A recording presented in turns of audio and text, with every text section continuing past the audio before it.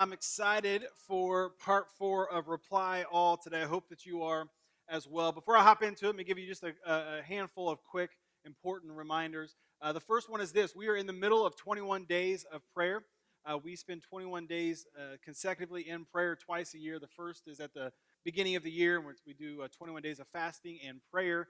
We sort of affectionately call what we do in the summer prayer and feasting. That's what we're doing right now. It's 21 days of prayer and feasting. And if you've been praying, I want to encourage you, keep praying along with us. If you haven't started yet, this is day 15, and so you still got a little bit of time. And we're going to encourage people every day, pick a time.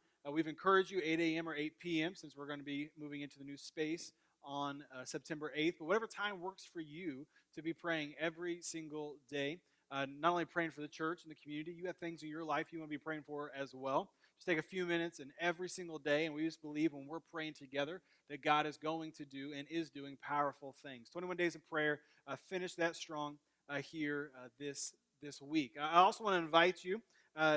Most of our team knows this, but I just wanted to give the invitation to anybody that wants to help. We are moving today. This is moving day for us. So we are doing church. We're going over and taking all this stuff over to the school, and the production crew is even going to do a full setup and kind of run through and make sure everything's working. If you'd like to help us, you're welcome to. Whenever service is done, you just kind of hang around and we'll put you to work. You're welcome to do it. Next Sunday, I cannot tell you how excited I am. I truly believe it's going to be our best day ever as a church family. And you may have even gotten a mailer in your mailbox this week, and we've been sending it out, inviting the community to the grand opening, to our second birthday. There's going to be train rides and inflatables and snow cones afterwards. Just a lot of fun, but we just believe that God's got something really powerful, not only for next Sunday, but for the second chapter of Echo Church. And so we'd love to have you there. You've got invite cards on your chairs. Those are for you to take and invite two people. Last week I simply posed this question. I want to pose it to you again. It's just simply this: who are my two? Right? Who are my two? Put that question in your mind. Who are my two? Who are the two people that you're going to invite to join you next Sunday? Listen, this is the reason we're doing it. It's the reason we spend all this time and get ready for church. Is we want to invite people who are looking for a faith family, who are looking for God, who have questions, to come home and to have an opportunity to not only meet Echo, but moreover to meet Jesus. And that's what it's all about. Sundays like next Sunday are the perfect opportunity to invite someone. Hey, we're doing something new. There's a big party. Come and check it out.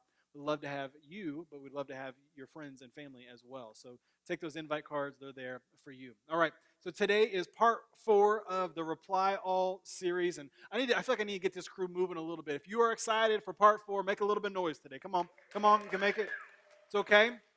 It's okay to have fun in church, all right? It's okay. We're gonna do it today, and I'm excited for where we're headed today. We've been in this series, and we're hitting the reply all button on your most requested topics. We asked at Easter, what do you want to hear most about? These are your topics, and we started off with prayer. We went to the Bible. Last week was on parenting, and if you missed any of those, I'd highly encourage you to go to our website, podcast, YouTube, wherever you get our content, and catch up on those because the series, my heart has been simply this: to be as helpful as possible with the questions that you asked. And I think we've done that. And I'm really excited for where we're headed today. If you have your worship guides with you, grab out your message notes and invite you to follow along as we go forward. And today we're hitting the number 1 most requested topic. And last year at this time, it was the most requested topic. And if we don't make some changes in our lives, next year it's going to be your most requested topic. The topic is simply this: help me, I'm stressed. Help me, I'm stressed. I'm stressed out.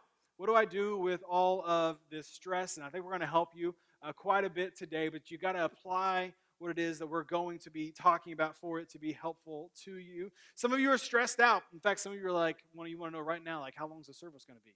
Like, I got things to do. I got places to go, right? It's okay. I know. You've got things to do, places you want to be. I'm going to open going straight to the Bible. The wise man Solomon says this: an intelligent person aims at wise action. An intelligent person aims at wise action. In other words, an intelligent person has a focus, a goal, a strategy.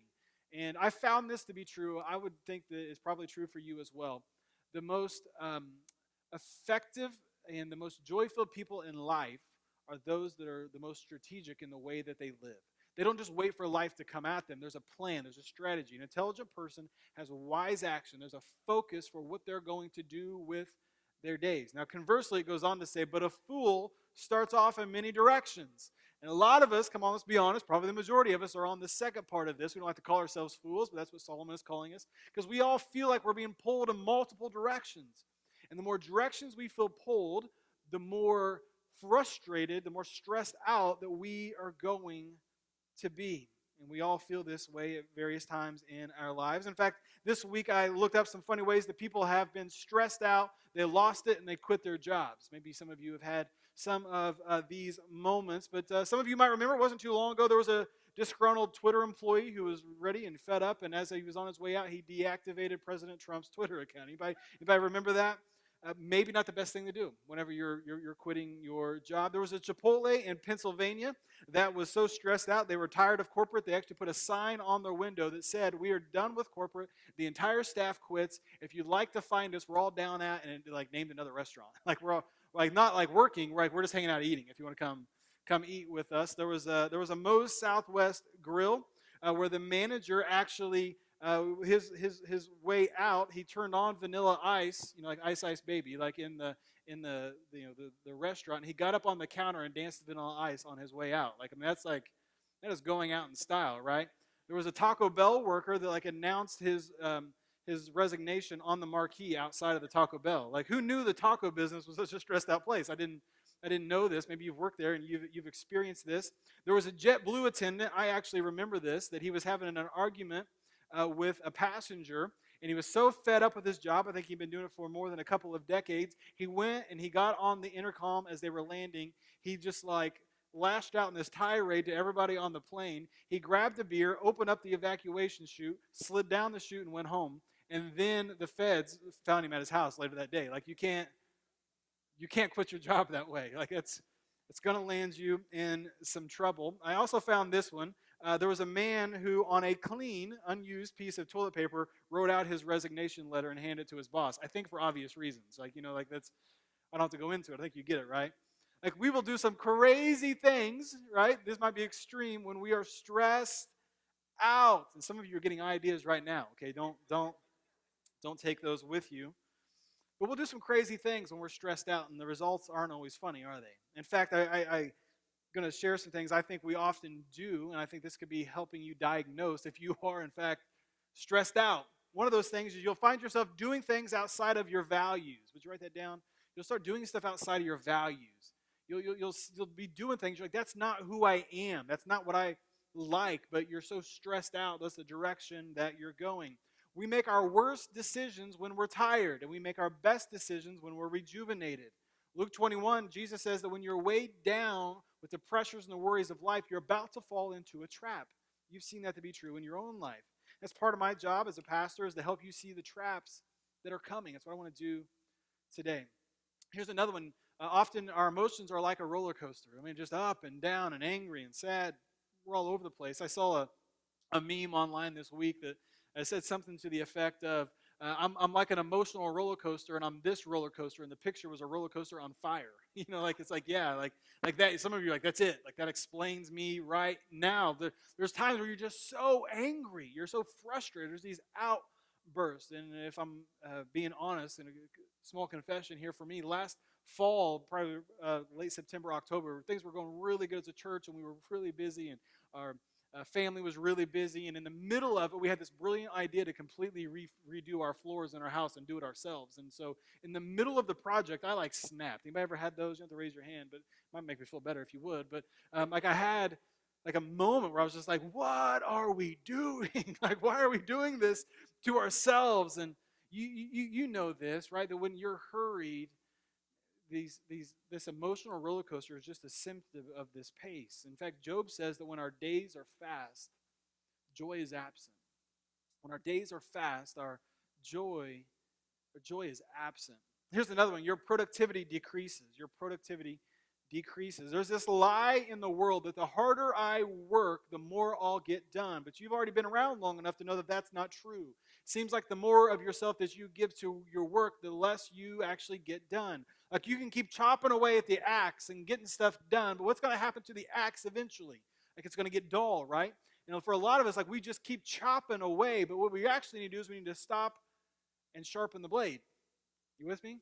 In fact, when I was frustrated doing my floors last year, we were weeks into the project, and the house was a disarray while we were doing it. And I just kept cutting with this same like electric saw blade, and I would be cutting on these long boards. And I was like, "Why is this taking so long? It's so slow." And I was like, "I think I'm working more than like the electric blade." And in the middle of it, I was like, maybe I should go to Lowe's and get like a new blade. You know what I'm saying? Like, I should like replace the blade, and I did it. And it was like it took care of like the problem. And what had happened is weeks after weeks after weeks of cutting, I failed to recognize that it became slower and slower and slower. And for a lot of you, that's the way you're living your life right now.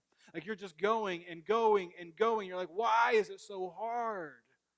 Maybe you need to stop and replace and refresh and be rejuvenated by some things today. Here's another one. You're having trouble finding meaning. Having trouble finding meaning. You're doing everything. You're holding up everything, and you find yourself in this place of asking, like, what's the point? Like, why am I working so hard? Like, what's my purpose? Why am I doing all of this? And you need to be reminded you're not made to do everything. God designed you to do a few things really well.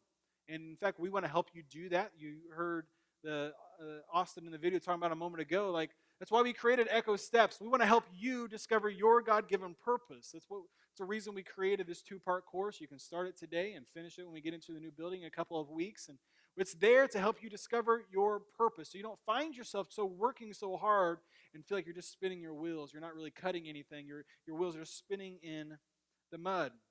Listen, as a church, we don't want to add to your plate. We want to help you understand what goes on the plate and what has to come off. You with me? A lot of times we just add to it. We just add to it. We just add to it. And we get to a place where, like, why am I so bent out of shape? What's this all about? But we've never taken the things off that we actually need to remove from our plate. Here's the final one. God seems distant. Maybe some of you were there today. God seems distant. He's not distant. He just seems. He seems distant. He feels far away. And when you're in a hurry, you feel like your prayers are only reaching as far as the ceiling that you're standing under. You know what I'm talking about? You're like, God, do you hear me? And the answer is yes. The question is, do you hear him? He's speaking back. In our house, we've got these 2 little living areas, and off of the living area is our kitchen. And in our living areas, each one has a TV, and there might be kids in both rooms watching TVs at the same time. But if you stand like in the dining kitchen area, you can hear both TVs. It's sort of maddening if you stand there.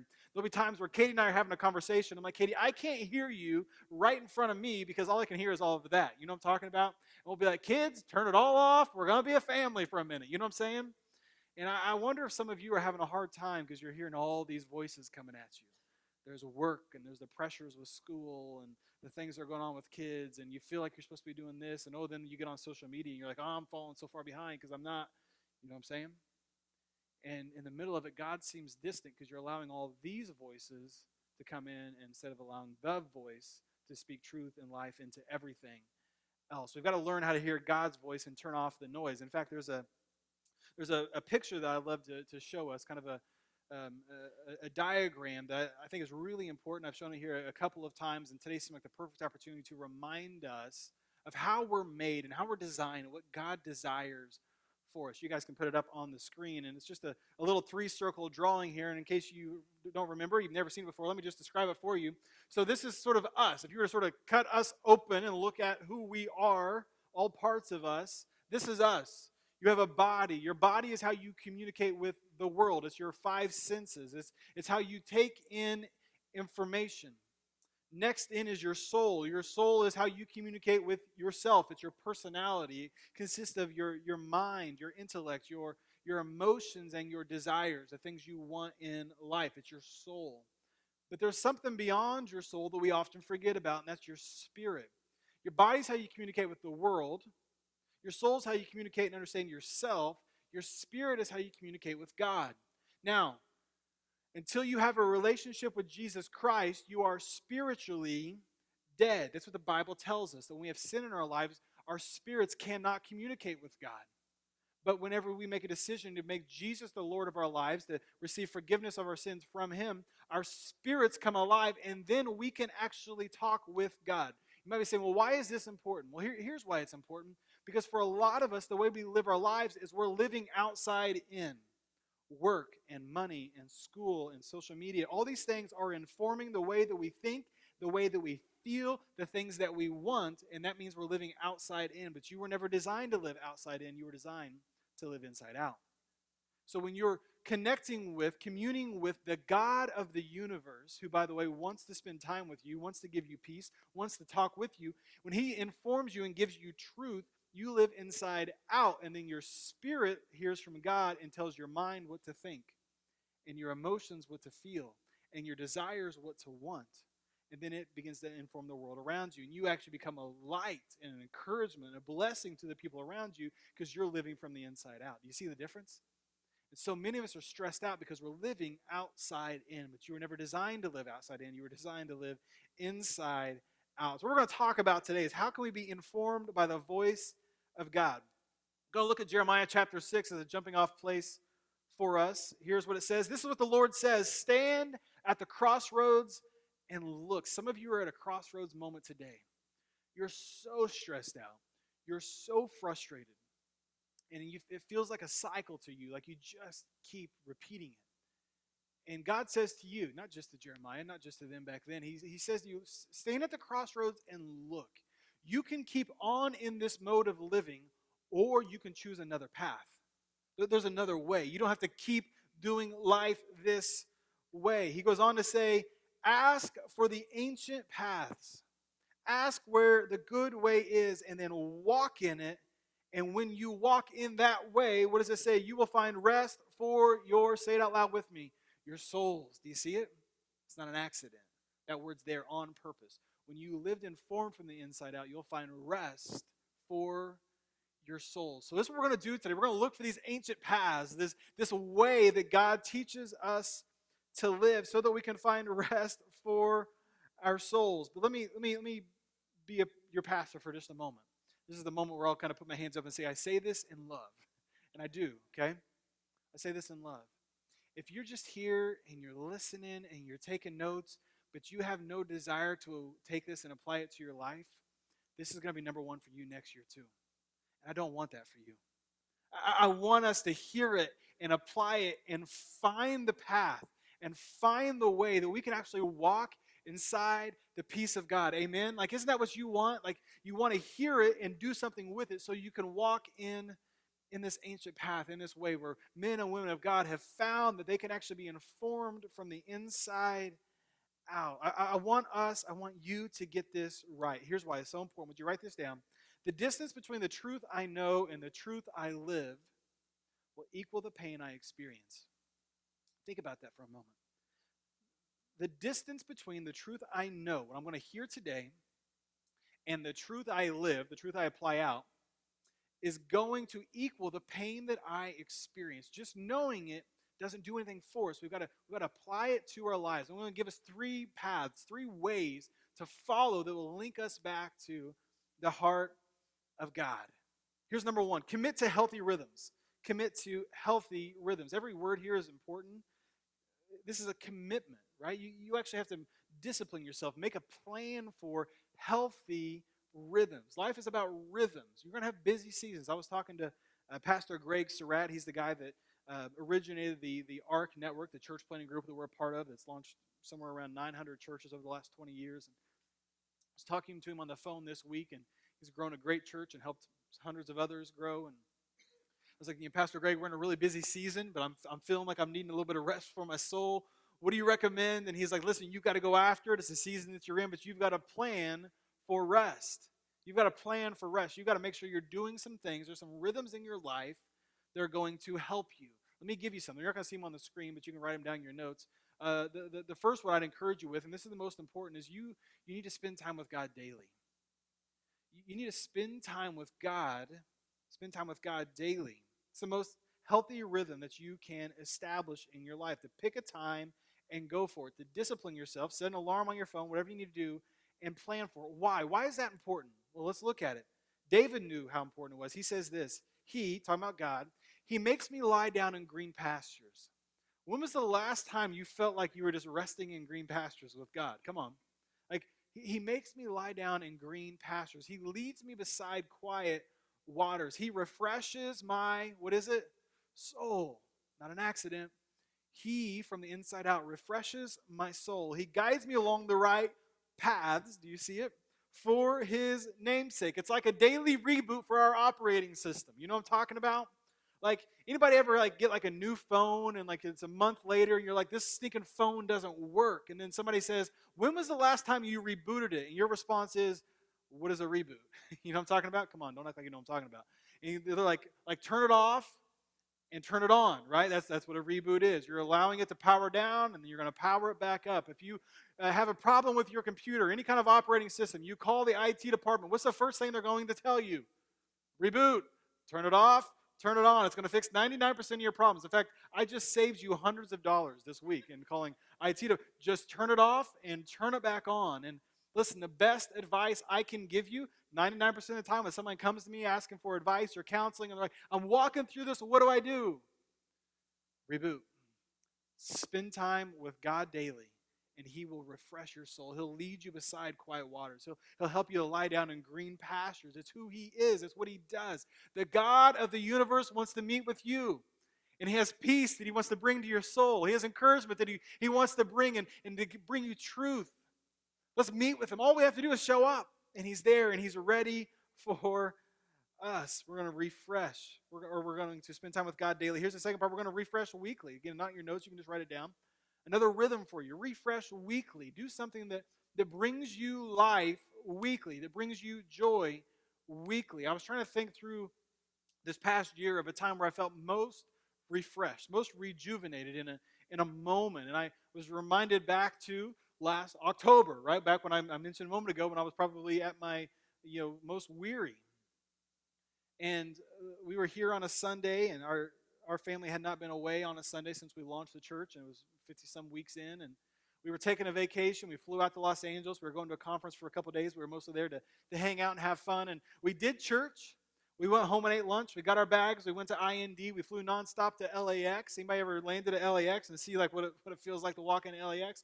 We drove out of LAX somewhere around midnight. We went to an In-N-Out burger. Come on, somebody, because it's good at all hours of the day. You know what I'm saying? And we went and stood in line at In-N-Out Burger, and I don't know why there's a line at midnight, but that's what it is. We ate dinner. We drove down to Orange County. We got into our hotel late at night, probably now into the wee hours of the morning. We wake up first thing, so we're in line when Disneyland opens. You know what I'm talking about? You paid for it, you're going to get your money's worth. You know what I'm saying?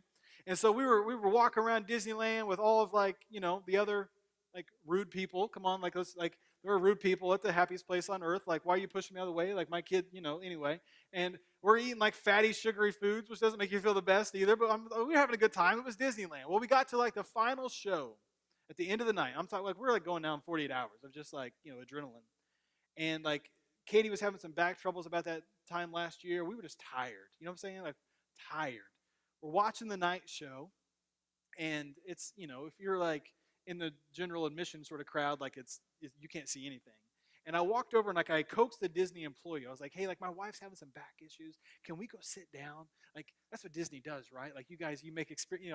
I'm laying it on thick. You know what I'm saying? I'm just trying to and so she seated us in this area, and the show was half over, and we're just sitting there. I'm looking at Katie and I'm looking at our kids, and there's a show going on, but we're just happy we have chairs. You know what I'm saying? It's chairs. It's this is the best thing we've had all day. And I got out my phone, and I got out the Disney app, and I canceled all of our reservations for the next day. We're not coming back to this place, at least not for another. We're going to give it a couple days, and we stopped all the busyness.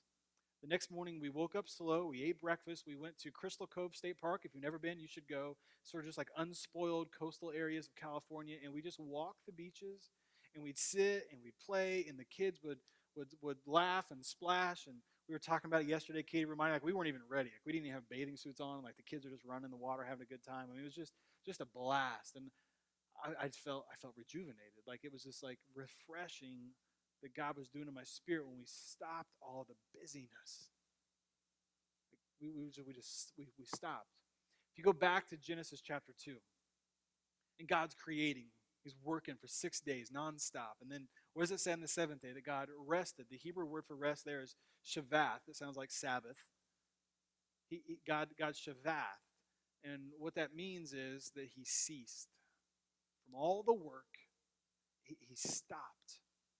And for some of you, like you're just going and you're just going, like there's something in front of your eyes at all times, like your TV to phone to work to school, like you're just going.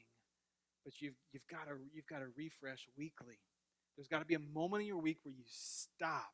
And that's what Sundays are about. Like come and like take it all in, like lean into God. And like that's what worship is about. Like, God, I'm lifting you up and I'm receiving like your refreshment. Like you're encouraging me. That's why we encourage people to serve on the dream team. Like you're refreshed, and then you're like, I'm going to encourage you because God's refreshing me. And then you go home and you do what? You take a nap. You know what I'm saying? Like you cease. Last Sunday, we were a busy weekend. We were up in Westfield like, I don't know, 3 or 4 times. And we were here on Sunday, and then we were working all day Saturday, and then we went up to Westfield Sunday evening for some soccer stuff. And in the middle of it, Katie was like, hey, put the hammock out. And like when the hammock's out, like it was a beautiful Sunday, if you remember last weekend. And like I had like, I don't know, 20 minutes, 30 minutes for a nap, and I took like a 35, 40-minute nap. You know what I'm talking about? Like it was a good ceased. When was the last time you just ceased?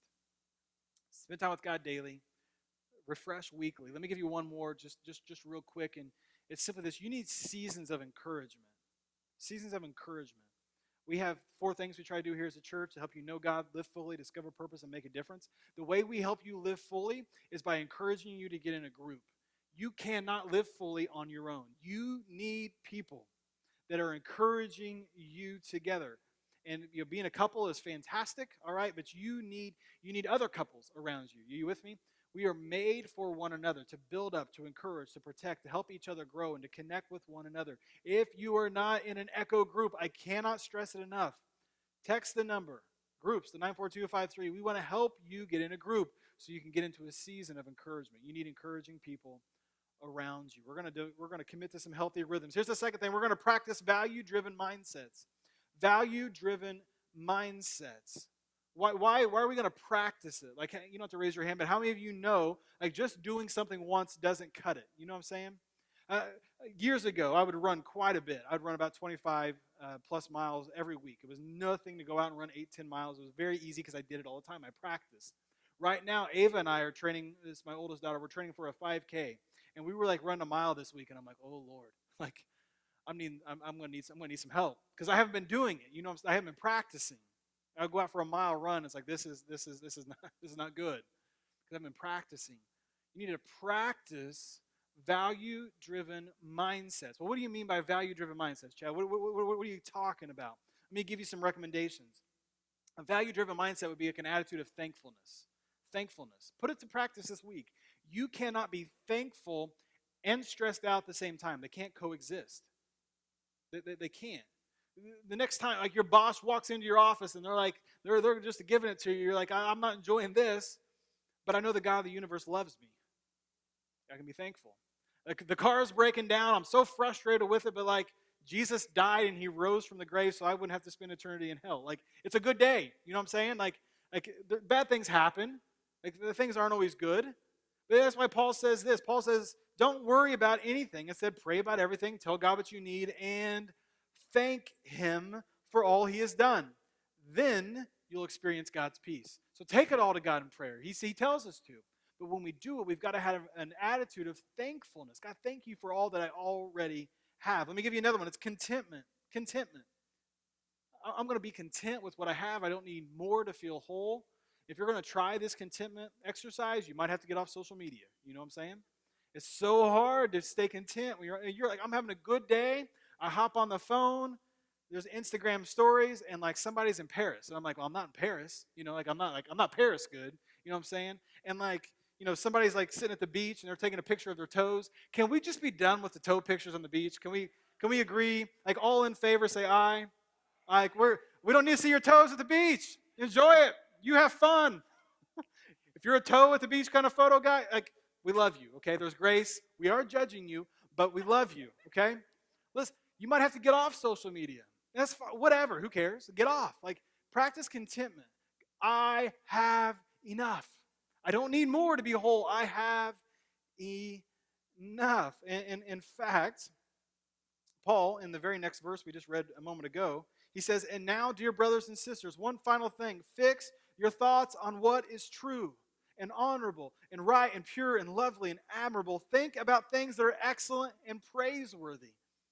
There's a woman that worked on my staff down in Mississippi, and she was just brilliant. I loved her.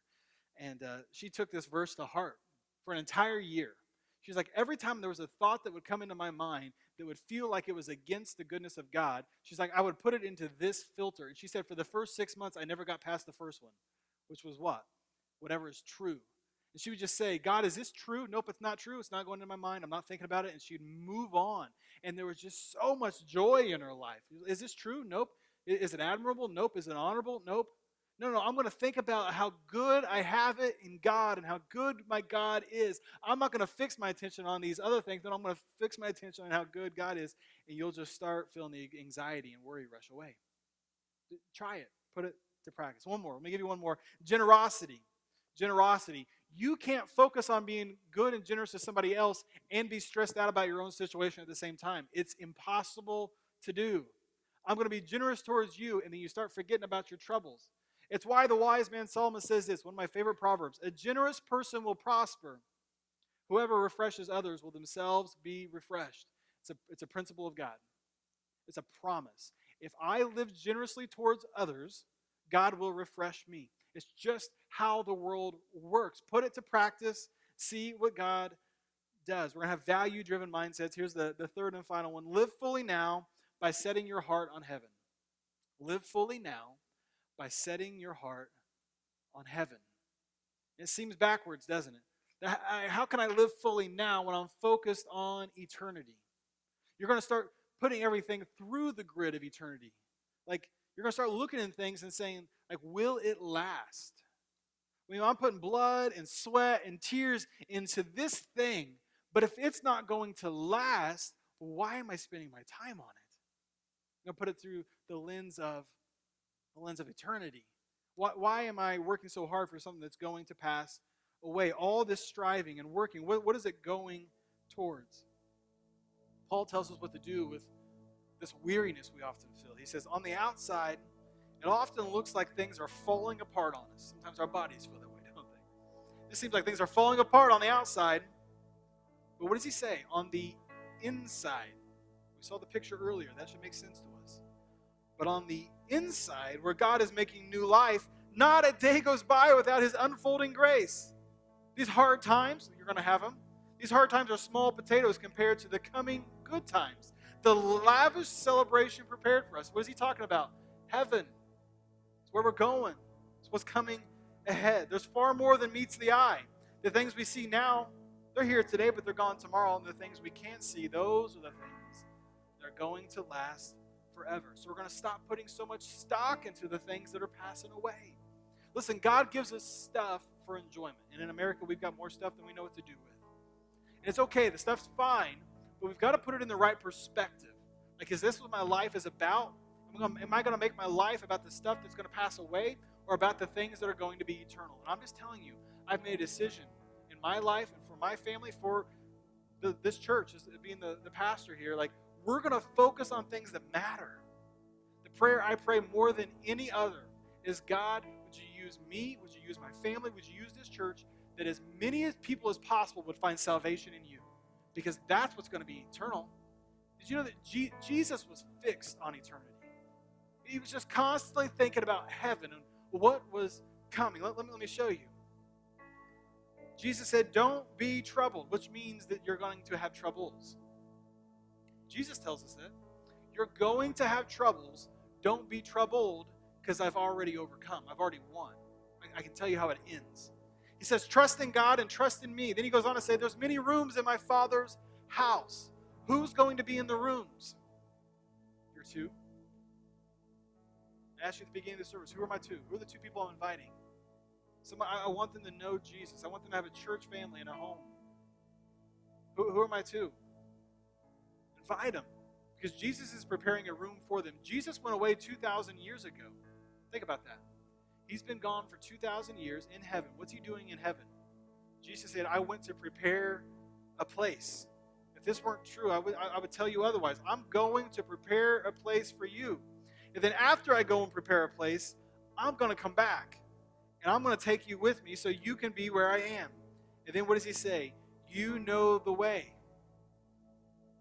Right? God says in Jeremiah 6, ask for the way, the ancient paths. And then Jesus says, you know the way.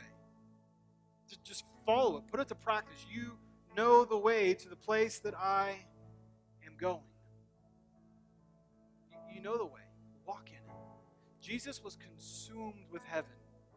So much so that for 2,000 years he's been preparing a place for you, for your friends, for your family. He says if you'll follow this way, it's going to lead to life. And the main question you've got to ask yourself is, am I ready for that place? I wouldn't be a good pastor if I didn't take you there today as our closing out point. Am I ready for that place? See, I believe today many of you are shifting priorities in your heart. You're making space for God, for church, for groups. You're shifting some mindsets to the values that you want. But the most important decision you need to make today, am I ready?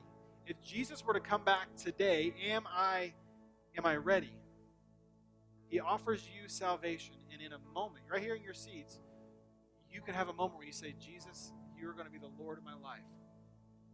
The way that you get ready for the way is there's this moment where you say, you're Lord. You're in charge. I'm a sinner in need of a Savior, and I believe that you died on the cross for me to forgive me forever. You rose up from the dead to give me new life, and I want that life. Some of you, perhaps you've been away from God for a while. And today's the day to come back. He welcomes you with open arms. He loves you. That's why he's here. In fact, the Bible says that where two or more are gathered in his presence, he's there. He's here with us today. And he wants to encourage you. Today might be your day to say, I believe you died for me. I believe you rose so I could have new life. And today I'm going to choose that new life. And in just a moment, I'm going to invite us to close our eyes and to bow our heads and to pray. And I want to give you that opportunity. Not to embarrass you. I'm not going to ask you to come up front or to stand up. But I want to give you a moment to say, count me in that prayer. I'm going to lead you in a prayer. That you can know that you are ready for the place, for heaven. The place Jesus has been preparing, the room he's getting ready for you. You say, I want to know that I'm ready. I'm going to invite you just to raise your hand in just a moment. Would you decide now? Is today your day? Is today your day to say, Jesus, I'm following after you. You get my all. Would you pray with me? Their eyes closed and our heads bowed. And listen, right now, would you just make the decision right now? Don't wait.